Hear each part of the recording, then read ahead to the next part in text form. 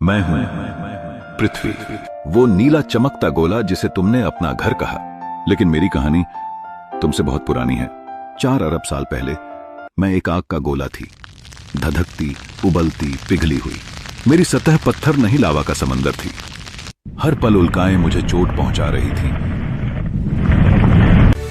और एक दिन एक विशाल टक्कर ने मुझे 2 हिस्सों में बांटा और उन टुकड़ों से बना मेरा चांद। हां, मैं ही उसकी मां हूं। लाखों साल बीते, मैं शांत होती गई। समुद्र बने, बादल बने, बारिश हुई हजारों साल तक। और फिर मेरे गहरे समुद्र में एक छोटी सी चिंगारी ने जन्म लिया, जीवन की चिंगारी। तुम सोचते हो जीवन इंसानों से शुरू हुआ? नहीं, मेरा पहला बच्चा था, एक छोटा सा सिंगल सेल्ड ऑर्गेनिज्म। धीरे धीरे मेरे अंदर जंगल उगे, पहाड़ खड़े हुए, नदियां बहने लगीं और मैं एक सूने ग्रह से जीवित ग्रह बन गई।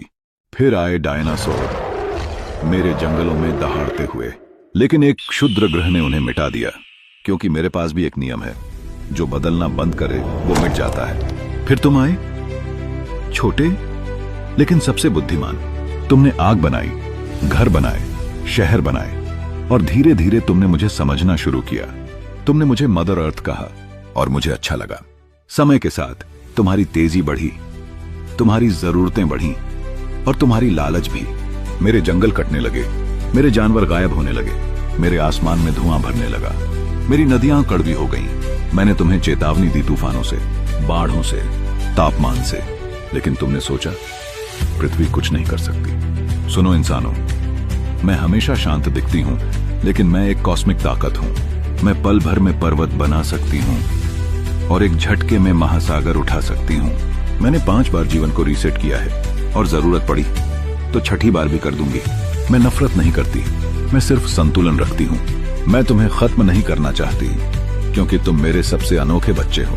तुम्हारे पास दिमाग है, दिल है और चुनाव है। मैं बदल रही हूं और तुम्हें भी बदलना होगा, नहीं तो मेरी कहानी चलती रहेगी, पर तुम्हारी नहीं। मैं हूं पृथ्वी, मैं तुम्हारा घर नहीं, तुम मेरा हिस्सा हो।